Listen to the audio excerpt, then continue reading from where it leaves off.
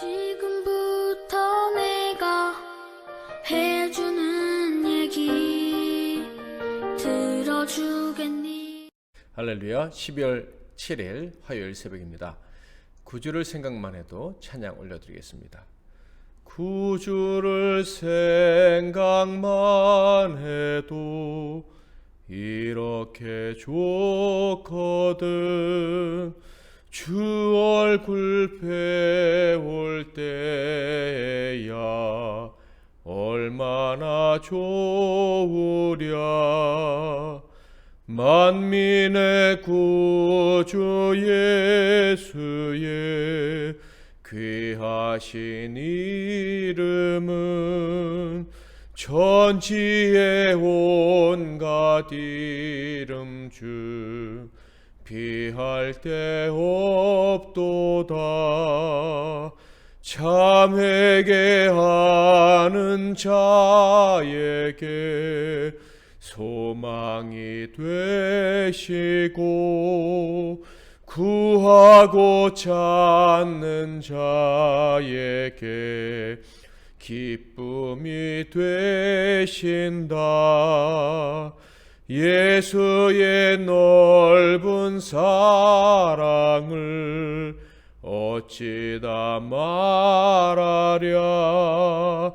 주 사랑 받은 사람만 그 사랑 알도다.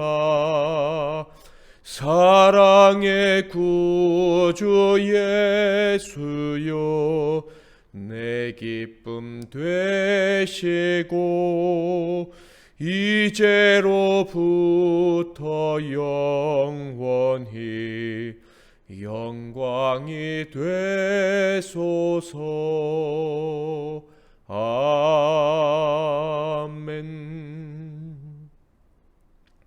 오늘 하나님께서 주시는 은혜의 말씀은 신약성경 로마서 11장 32절 말씀이 되겠습니다.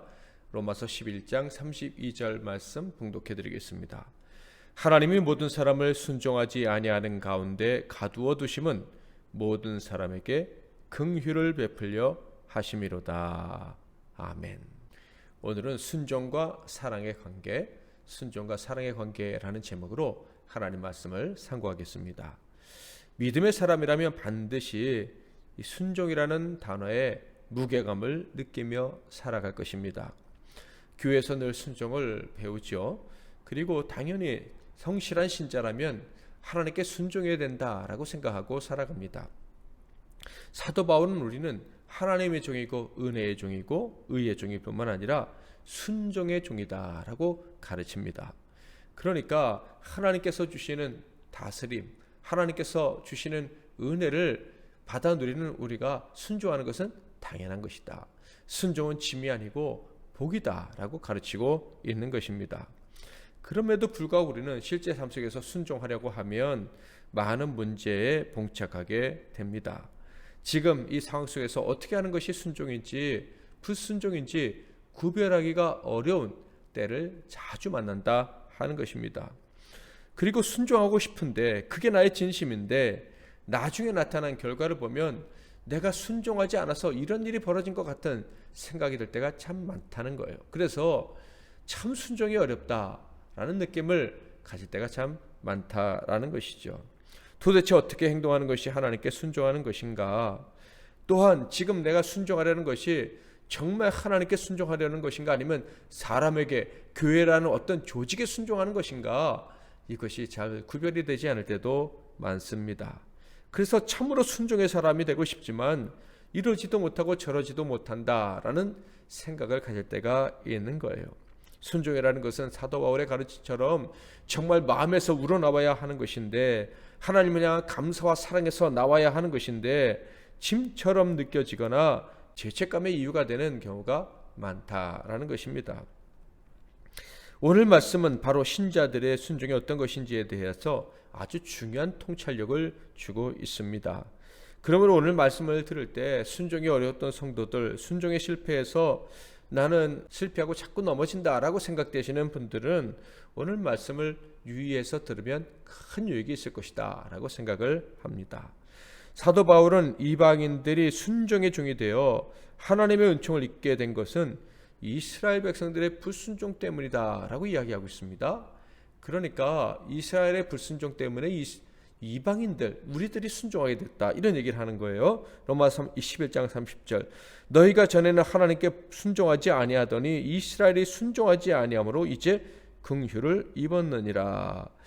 원래 이방인들이 불순종의 사람들이었고 이스라엘은 순종의 사람들이었는데 바뀌었다, 이런 말이죠. 이스라엘 아브라함 자손이 불순종의 종들이 되고 오히려 불순종의 화신과 같았던 이방인들인 너희가 순종의 사람이 되었다라는 거예요.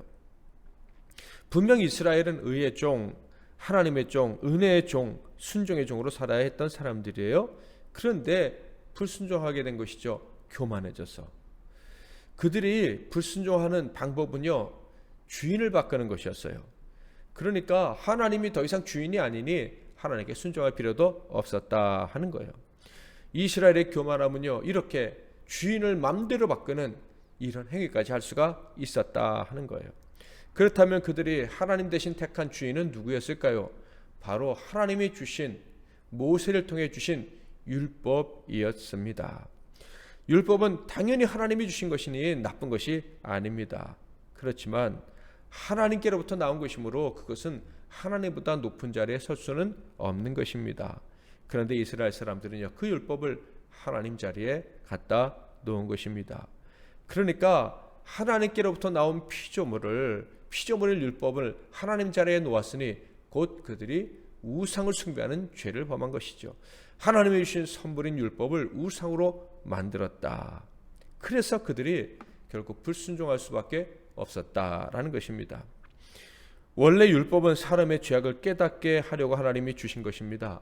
사람을 의롭게 하려고 주신 것이 아니다 하는 거예요. 로마서 3장 20절, 그러므로 율법의 행위로 그의 앞에 의롭다 하심을 얻을 육체가 없나니 율법으로는 죄를 깨달음이니라. 하나님께서 율법을 주신 이유는요, 죄를 깨닫게 하려고 주셨다는 거예요. 이 율법을 통해서 의롭지 못한 자기 자신을 발견하고 자신의 죄인됨을 발견하고 하나님께 회개하고 긍휼을 구하게 하시려고, 그 거룩한 목적을 이루시려는 도구로 율법을 주셨다 하는 것이죠. 그런데 이스라엘이 그 율법을 주인으로 삼은 거예요. 율법에 순종했다라는 말은 어떤 의미일까요? 하나님이 아니라 우리는 율법에 순종했으니 우리는 완전하고 의롭다라는 말은요, 우리는 우상 숭배자다라는 말과 같은 거예요. 피조물을 하나님의 자리에 놓은 죄악이죠. 그런데 그들은 그것이 하나님을 섬기는 가장 바른 길이라 생각하고 있었다. 자, 그렇다면 이 사람들이 율법을 주인으로 섬겼던 이유가 무엇입니까? 잠깐 언급해드린 것처럼 율법을 지키면 의로워질 수 있다라고 믿었기 때문입니다. 그러니까 하나님의 은혜와 자비로 대속의 은총으로 거룩하게 되고 의롭게 되는 것이 아니라 자신들의 의지와 노력으로 율법을 잘 지키면 의로워질 수 있다라고 생각을 했던 거예요. 그러니 율법을 최고의 자리에 올려놓고 그 율법만 따르려 했던 거예요. 율법만 따르면 하나님처럼 깨끗한 사람이 되고 의로운 자가 된다고 믿었기 때문이죠. 그것은 믿음이 아니라 착각이었지만 말입니다. 세상에 어떤 사람이 율법을 온전히 지킬 수가 있겠습니까? 어떤 의인이라 할지라도요, 한 나라의 법도 제대로 지킬 수가 없어요. 그래서 의인은 법 앞에 완전한 사람이 아니라 들키지 않은 사람이다 라는 말도 있지 않습니까? 세상의 법도 완전히 지킬 수가 없는데 그 거룩하신 하나님의 법을 세상 그 어떤 인간이 완벽하게 지킬 수가 있겠습니까? 그런데 이스라엘 사람들은요, 그 율법을 완전하게 지킬 수 있다고 스스로 생각을 했던 거예요. 그리고 우리는 율법을 지키니 의롭다라는 이런 망상을 서슴지 않았던 것입니다. 자신들은 율법을 지켜 의롭게 됐고 죽으나 살아나 우리는 율법을 최고로 여기고 있으니 우리는 율법의 종이지 하나님의 종이 아니다. 이런 교만함을 품고 불순종의 길을 걸어갔다. 이것은요, 율법을 주신 하나님의 뜻과 완전히 배치되는 것입니다. 하나님이 주신 뜻과 어긋나니 당연히 불순종이 될 수밖에 없는 것이죠. 하나님께서 율법을 주신 이유는요, 죄를 깨닫게 하기 위함이지 그거 잘 지켰다고 자기를 자랑하게 하라고 주신 것이 절대로 아닙니다. 율법을 지키면 지키려 할수록 자신의 죄악을 부족함을 깨닫고 겸손해져서 하나님 은혜를 주세요, 하나님 나를 불쌍히 여겨주세요, 이렇게 기도하는 긍휼의 그릇이 되게 하시려고 하나님의 율법을 주셨다 하는 거예요. 그런데 이스라엘은 왕이신 하나님께 은혜를 구하게 하려고 주신 율법을 왕으로 섬기는 죄악을 범한 거예요.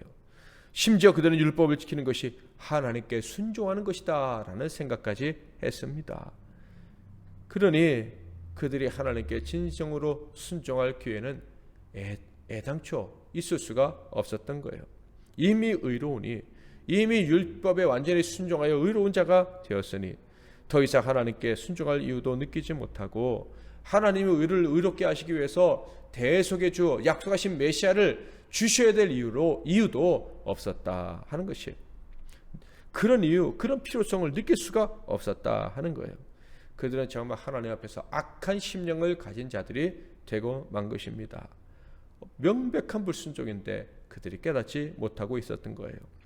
이렇게 택하신 백성들이 은혜를 거부하고 불순종을 버리지 않자 하나님은 특단의 대책을 취하셨습니다. 바로 택한 백성들이 시기심을 느껴서 돌아오게 하는 방법을 택하신 것이죠. 11절, 그러므로 내가 말하노니 그들이 넘어지기까지 실족하였느냐? 그럴 수 없느니라. 그들이 넘어짐으로 구원이 이방인에게 이르러 이스라엘로 시기나게 함이니라. 이방인들이 순종의 사람들이 되어서 하나님이 주시는 복을 받아 누리는 것을 보고 이스라엘이 충격을 받고 다시 순종하게 하시려고 하나님이 계획을 세우셨다. 어떤 계획? 이방인을 순종의 종, 긍휼의 종으로 세우는 계획을 세우셨다 하는 것입니다. 그렇다면 이방인은 유대인을 구원하기 위한 도구에 지나지 않는가라는 질문을 하시는 분이 계실지도 모르겠습니다. 결국 그렇지 않습니다. 사도 바울이 이 말씀을 우리에게 들려주는 이유는 그 목적은 분명합니다. 바로 이방인이나 유대인이나 예수 그리스도로 말미암아 구원받은 의롭다 하심을 받은 종들은 모두가 다 순종을 해야 한다라는 거예요. 오직 하나님께 순종하는 종이 되어야 된다 하는 거예요. 또한 이 이야기를 들려주는 또 다른 이유는 순종하지 못하는 이유도 깨닫게 하기 위함입니다. 예수 믿고 구원받아 순종의 종이 되었는데 어느 날 또 불순종의 종으로 갈 수 있다는 것 사도 바울이 알고 있었습니다. 그래서 끝날까지 순종의 종이 되게 하려고 이 말씀을 주셨다 하는 거예요. 즉 유대인이나 이방인이나 순종하지 못하는 이유를 알려주는 거예요. 유대인이나 이방인이나 어떻게 해야 끝까지 순종할 수 있는지를 알려주시기 위해서 이 말씀을 기록했다 하는 거예요. 그렇다면 유대인이나 이방인이나 순종하지 못하는 이유가 무엇입니까? 하나님께 순종하는 사람인 줄 알았는데 어느 날 보니까 불순종의 사람이 되어 있는 그런 기가 막힌 일의 이유가 무엇입니까? 바로 자기 자랑, 자기의 때문인 거예요. 이스라엘은 율법을 따르는 자신들의 행위를 자랑으로 삼기를 원했습니다. 다른 민족들보다 자신들이 더 깨끗한데 그것은 우리가 율법을 잘 지켰기 때문이다라는 자부심을 가지고 있었고 그것을 만민 앞에 자랑하며 살고 싶어 했고요. 지키지 못하는 사람들을 멸시하기까지 했던 거예요. 이방인들도 이런 전철을 밟을 수 있다는 것은 사도 바울이 잘 알고 있었습니다. 하나님이 불순종한 이스라엘을 버리시고 우리를 택하셨다. 우리를 순종의 종으로 삼으셨다 라면서 자신들이 유대인들보다 더 낫다고, 자신들이 유대인보다 더 괜찮은 사람들이라고 자랑하려는 것을 지금 사도 바울이 경계하고 있는 것입니다. 자랑하는 사람은 절대 순종의 사람이 될 수 없다는 것을 지금 사도 바울이 로마서 11장에서 강조하고 있는 거예요. 순종하기를 원하는가? 그렇다면 가장 먼저 해야 될 일이 있는데 바로 육신의 자랑을 버리는 것이다. 육체의 자랑, 인간적인 자랑을 포기하는 것이다 라고 가르치고 있는 거예요. 자, 이방인들은 이제 어떻게 생각해야 됩니까? 이방인으로서 하나님의 놀라운 은혜 받고 구원받고 긍휼의 종이 된 사람들은요, 하나님께서 이방인, 이 자격 없는 우리들에게도 긍휼을 베풀어 주셨다. 나 같은 자도 불쌍히 여겨 주셨다. 그것에 대한 감사로 살아야 하는 거예요. 그것만 있으면 되는 거예요. 그 하나님만 자랑하며 살면 된다 하는 거예요. 만약 유대인은 불순종해서 버리셨고 우리는 복음을 듣고 순종했기 때문에 우리를 택하신 것이다. 역사는 이제 우리를 중심으로 돌아간다. 이렇게 자랑하려 한다면 사도 바울은 그런 자들에게 분명하게 경고합니다. 이방인들은 원래 원가지가 아니고 원가지인 이스라엘의 접붙임을 받은 자들이다. 원가지인 이스라엘도 불순종하니 하나님이 꺾어버리셨는데 접붙임을 받은 너희들이 불순종하면 인간적인 자랑으로 교만해지면 하나님이 내버려둘 것 같으냐? 두려워하고 떨면서 끝까지 겸손해야 된다라고 이야기하고 있는 것이, 이스라엘 사람들이 자기들이 우월하다고 착각함으로 버림받은 것처럼 너희들도 우월하다고 착각해서 버림받는 일이 있으면 안 된다. 유대인은 너희가 긍휼의 그릇이 되어 은혜 안에 거하는 것을 보고 결국 돌아오게 될 것이다. 그들도 결국 은혜의 그릇이 될 것이다. 그런데 너희들이 교만해져서 은혜의 그릇이 되지 않는다면 얼마나 원통한 일이겠느냐. 늘 겸손해야 된다라고 얘기하고 있는 거예요. 하나님은 유대인들 반드시 돌이키실 것이다. 왜냐하면 하나님이 그들을 부르셨기 때문에, 그리고 그 부르심에는 후회가 없기 때문이다 라고 이야기합니다. 29절, 하나님의 은사와 부르심에는 후회하심이 없느니라. 그리고 더 중요한 얘기를 하죠. 엄밀하게 말하면 이스라엘만 불순종의 사람들이 아니라는 거예요. 하나님이 은총을 베풀어 주지 않으신다면 모든 사람은 다 불순종의 사람들이다 라고 이야기를 합니다. 32절, 하나님이 모든 사람을 순종하지 아니하는 가운데 놔두어 두심은 모든 사람에게 긍휼을 베풀려 하심이로다. 모든 사람들은 자연적인 상태에서는 다 불순종의 사람들이다, 이런 얘기예요. 하나님께서 그 불순종의 사람들을 불쌍히 여기셔서 긍휼을 베풀어 주셨기에 그들이 순종의 사람이 될 수 있다라는 말씀을 하는 거예요. 그러므로 내가 순종의 사람이 되었다면, 순종의 종이 되었다면, 순종을 하기 원하는 마음을 갖게 되었다면 하나님이 나를 불쌍히 여겨주셨기 때문이라는 것을 기억해야 하는 거예요. 그러므로 자랑해야 될 것이 있다면 하나님이 나를 불쌍히 여겨주신다. 오직 그것을 자랑해야 되는 거예요. 내 육체, 내 인간적인 탁월함을 자랑하느라 불순종의 사람으로 전락하는 일은 절대 없어야 되겠다 하는 것입니다. 사랑하는 성도 여러분, 저는 여러분이 얼마나 순종하기를 원하는지 잘 알고 있습니다. 오늘 말씀을 들으면 순종은 정말 어떻게 보면 결코 어려운 일이 아니구나라는 느낌을 받으신 분도 계실 것입니다. 맞습니다. 육신에 자랑할 것이 없으면 더욱더 순종하기가 좋습니다. 가난한 자가 천국에 들어가는 것이, 부자가 천국에 들어가는 것이 그것보다 훨씬 쉽다는 말씀 예수님이 하셨잖아요. 자랑할 것이 없기 때문입니다. 순종을 원하십니까? 그러면 육신을 자랑하지 말고 오직 하나님의 은총만 자랑하면 됩니다. 하나님이 나를 불쌍히 여겨주십니다. 그것만 자랑하면 되는 거예요. 그러니까 더 이상 나는 순종의 사람인가 불순종의 사람인가, 나는 순종할 수 있을까 아니면 순종할 수 없을까, 이런 걱정하지 마시고 그저 매일 내 자랑을 버리고 하나님 나를 불쌍히 여겨주세요 기도하며 살아가실 수 있기를 바랍니다. 그럼 우리는 순종의 사람이고 또한 점점 더 순종의 사람이 인정받는 복된 하나님의 종이 될 것입니다. 기도하겠습니다. 제가 먼저 잠깐 기도하고 여러분 또 각자 기도하시고 하루 사시기 바랍니다. 하나님 아버지, 오늘 말씀을 통해서 순종이 막연히 어려운 것이 아니라 우리 육신의 자랑을 버리고 겸손히 하나님께 나를 불쌍히 여겨주옵소서 기도하면 순종의 사람으로 살아갈 수 있음을 깨닫게 되었습니다. 주님, 우리가 얼마나 순종하기를 원하는지 하나님이 아시오니 이제 구하는 저희들의 기도를 들으시사 헛된 자랑을 우리에게서 걷어가 주시고 늘 겸손케 하셔서 순종하기에 부족함이 없는, 순종했다고 칭찬받는 삶을 살아가는 우리 모두가 되게 하옵소서. 예수 그리스도의 이름으로 기도하옵나이다. 아멘.